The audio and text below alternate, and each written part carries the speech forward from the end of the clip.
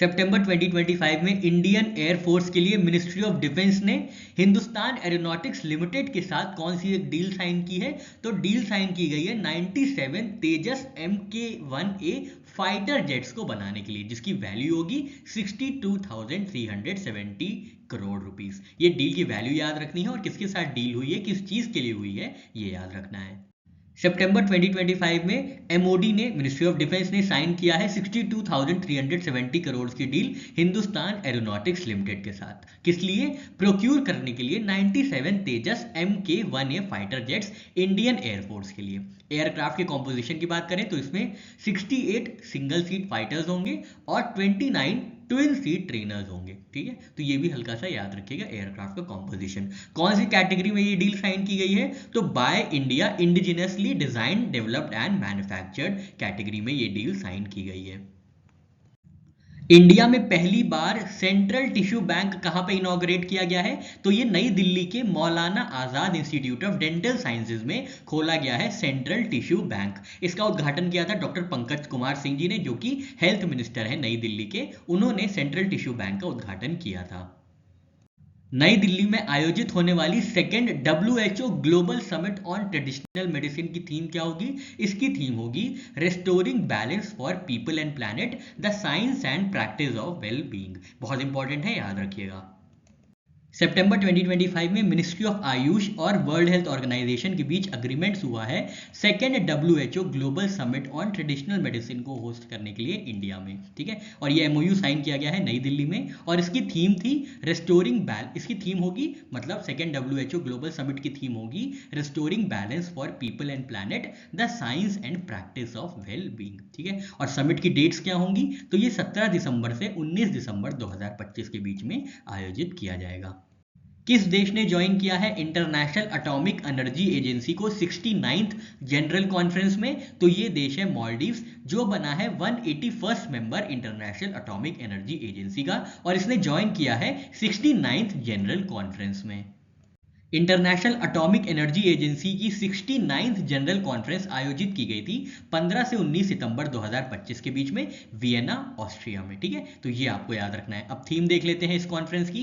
तो थीम थी leveraging science, technology and innovation for sustainable development. इसको प्रिसाइड किया गया था प्रेसिडेंट पीटर बुरायन द्वारा, जो कि स्लोवाकिया से आते हैं। तो 69 जनरल कॉन्फ्रेंस के जो प्रेसिडेंट रहे हैं वो हैं पीटर बुरायन, जो कि स्लोवाकिया से आते हैं। वाइस चेयर्स आप देख लीजिएगा, इतना कोई इंपॉर्टेंट नहीं है। नया मेंबर स्टेट हमने देखा मालदीव्स ने ज्वाइन किया है, जो कि 181st मेंबर होगा इंटरनेशनल एटॉमिक एनर्जी एजेंसी का। इंडियन डेलीगेशन की बात करें तो इसको लीड किया गया है डॉक्टर अजीत कुमार मोहंती जी द्वारा, जो कि चेयरमैन और सेक्रेटरी हैं डिपार्टमेंट ऑफ एटॉमिक एनर्जी के। ठीक है, ये आपको याद रखना है। और इंटरनेशनल एटॉमिक एनर्जी एजेंसी की बात करें तो इसके डायरेक्टर जनरल हैं राफेल मारियानो ग्रोसी। हेडक्वार्टर्स है वियना, ऑस्ट्रिया में, जहां पे जनरल कॉन्फ्रेंस ऑर्गेनाइज की गई थी और इसको स्टैब्लिश किया गया था 1957 में। आरबीआई द्वारा जारी किए गए authentic mechanism for digital payment transaction directions 2025 कब से लागू किया जाएगा डोमेस्टिक ट्रांजैक्शंस के लिए? तो ये लागू किया जाएगा 1 अप्रैल 2026 से। अगले साल 1 अप्रैल से लागू किया जाएगा authentication mechanism for digital payment transactions.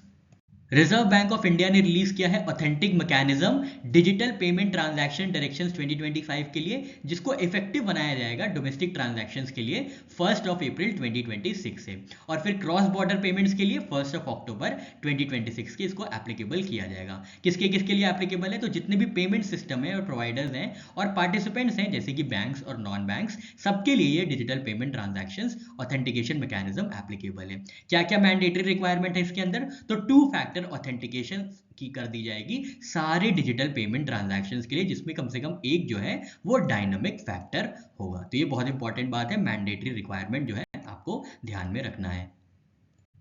Goods and services tax appellate tribunal किस एक्ट के अंदर कॉन्स्टिट्यूट किया गया है और प्राइमरी पर्पस क्या है? तो जी स्टैट को कॉन्स्टिट्यूट किया गया है CGST एक्ट 2017 के सेक्शन 109 के अंतर्गत, और इसका काम ये होगा कि ये हियर और डिस्पोज करेगी GST अपील्स को। तो सेक्शन 109 CGST एक्ट 2017 के अंदर जी स्टैट का गठन किया गया है। Goods and services tax appellate tribunal launch किया गया है निर्मला सीतारमन जी द्वारा नई दिल्ली में। इसके साथ ही पोर्टल भी लॉन्च किया गया है जी स्टैट ई कोड्स। लीगल बेसिस क्या है हमने देखा, section 109 of central goods and services tax act 2017। ठीक है, तो ये लीगल बेसिस है। स्ट्रक्चर कैसे होगा, तो प्रिंसिपल बेंच जो है वो नई दिल्ली में बैठेगी और 31 स्टेट बेंचेस होंगी अक्रॉस 45 लोकेशंस। सब बेंच में 4 मेंबर्स होंगे जिसमें 2 जुडिशियल मेंबर होंगे और 2 टेक्निकल मेंबर होंगे। तो स्ट्रक्चर भी याद रखिएगा, हो सकता है आपसे एग्जाम में यही पूछ ले। 2026 में आयोजित की जाने वाली फीफा वर्ल्ड कप के लिए कौन से मैस्केट्स लॉन्च किए गए हैं, 3 मैस्केट लॉन्च किए गए हैं, क्लच, जायू और मेपल। ये 3 आपको याद रखना है, ये फीफा वर्ल्ड कप 2026 के लिए मैस्केट्स लॉन्च किए गए हैं। सितंबर 2025 में अनवील किया गया है ऑफिशियल मैस्कट्स फीफा वर्ल्ड कप 2026 का। फीफा वर्ल्ड कप 2026 के होस्ट होंगे, जहां पे आयोजित किया जाएगा वो जगह है यूनाइटेड स्टेट्स, मेक्सिको और कनाडा। मतलब मोटा मोटा नॉर्थ अमेरिका पूरा जो है फीफा वर्ल्ड कप 2026 को आयोजित करेगा। मैस्कट्स और उनके रिप्रेजेंटेशन की बात करें तो क्लच जो है वो बॉल्ड ईगल है और ये रिप्रेजेंट करता है मिडफील्डर पोजीशन को।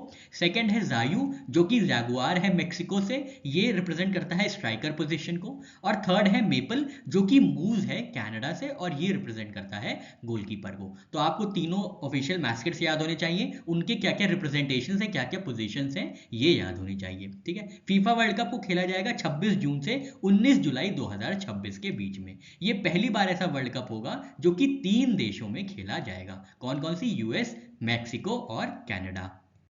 सितंबर 2025 में भारत के किस राज्य ने वुमेन फोकस्ड रैंप स्कीम चलाई है एमएसएमईज के लिए, तो ये राज्य है तेलंगाना, जिन्होंने women focused ramp scheme MSMEs के लिए लॉन्च की है। रैंप का विमेन सेंटर्ड वर्जन लॉन्च किया गया है तेलंगाना में। रैंप का पहले फुल फॉर्म देख लेते हैं, raising and accelerating MSME performance. तो जितनी भी विमेन सेंट्रिक एमएसएमईज हैं उनको प्रमोट करने के लिए, उनको सपोर्ट करने के लिए तेलंगाना की सरकार ने विमेन सेंटर्ड रैंप स्कीम जारी की है सितंबर 2025 में। इसको सपोर्ट किया जाएगा वी हब द्वारा, यूनियन मिनिस्ट्री ऑफ एमएसएमई द्वारा और वर्ल्ड बैंक द्वारा। इसमें कितनी एमएसएमईज को सपोर्ट किया जाएगा, तो 45 विमेन लेड एमएसएमईज को सपोर्ट किया जाएगा 13 जिलों से। ठीक है, तो ये आपको याद रखना है। ड्यूरेशन कितना होगा, तो 2 साल का ड्यूरेशन होगा टिल मार्च 2027। अब रैंप की बात कर लेते हैं, raising and accelerating MSME performance. तो ये सेंट्रल सेक्टर की स्कीम थी जिसको जारी किया गया था 30 जून 2022 में। ये एक वर्ल्ड बैंक सपोर्टेड स्कीम है जिसमें लगभग 6000 करोड़ रुपए जो है वर्ल्ड बैंक ने प्रमोट करने के लिए दिया था और ये 5.55 लाख एमएसएमईज को सपोर्ट करता है across India by the year fiscal year 2027। तो ये इंपॉर्टेंट है कि सेंट्रल सेक्टर की स्कीम है और वर्ल्ड बैंक सपोर्टेड स्कीम है। दीनदयाल लाडो लक्ष्मी योजना के अंदर कितना मंथली बेनिफिट प्रोवाइड किया जाएगा, तो 2100 रुपीज पर मंथ प्रोवाइड किया जाएगा दीनदयाल लाडो लक्ष्मी योजना के अंदर। ये स्कीम चलाई जा रही है हरियाणा की सरकार द्वारा। मुख्यमंत्री महिला रोजगार योजना के अंदर कितना फाइनेंशियल असिस्टेंस ट्रांसफर किया गया है महिलाओं को, तो 10,000 रुपए दिया गया है 75 लाख विमेन को, टोटलिंग 7,500 करोड़। तो इतना फाइनेंशियल असिस्टेंस प्रोवाइड किया गया है मुख्यमंत्री महिला रोजगार योजना के अंदर। 26 सितंबर 2025 को बिहार में शुरू की गई है मुख्यमंत्री महिला रोजगार योजना, जिसको लॉन्च किया गया है प्रधानमंत्री नरेंद्र मोदी जी द्वारा। इसमें इनिशियल फाइनेंशियल असिस्टेंस प्रोवाइड किया गया है 10,000 रुपए 75 लाख महिलाओं को, जिसका टोटल हो जाता है 7500 करोड़ रुपए। एडिशनल सपोर्ट इसमें प्रोवाइड किया जाएगा 2 लाख तक रुपए का इन सब्सिक्वेंट फेजेस। बेनिफिशियरीज कौन कौन होंगी, तो 1 विमेन पर फैमिली अक्रॉस बिहार। तो बिहार में जितने भी परिवार हैं उनमें से सब महिलाओं, उनमें से हर एक महिला को 2 लाख रुपए तक की वित्तीय सहायता प्रदान की जाएगी मुख्यमंत्री महिला रोजगार योजना के अंदर। कौन कौन से फोकस एरियाज हैं, तो एग्रीकल्चर है, एनिमल हस्बेंड्री है, handicraft, tailoring, weaving, poultry farming and other small enterprises. Bharat का पहला मैरीटाइम सिमुलेशन सेंटर और Indian ship building technology centre कहां पे खोला गया है, तो मैरीटाइम सिमुलेशन सेंटर खोला गया है नॉलेज पार्क चेन्नई में और Indian ship building technology centre खोला गया है Indian maritime university Visakhapatnam Andhra Pradesh में। तो 2 अलग अलग बॉडीज हैं, 2 अलग अलग जगह खोली गई हैं। प्रधानमंत्री नरेंद्र मोदी जी ने राजस्थान में कौन सा एक मेजर न्यूक्लियर प्रोजेक्ट इनॉग्रेट किया है? तो न्यूक्लियर प्रोजेक्ट का नाम है Mahi Banswara Rajasthan atomic power project और इसकी कैपेसिटी होगी 2800 मेगावाट की। इसको ओपन किया गया है 25 सितंबर 2025 को, जहां पे 700 मेगावाट के 4 प्लांट्स लगाए जाएंगे और टोटल हो जाएगा 2800 मेगावाट। इसको बनाया गया है अणुशक्ति विद्युत लिमिटेड द्वारा, जो कि ज्वाइंट वेंचर है एनपीसीआईएल और एनटीपीसी का।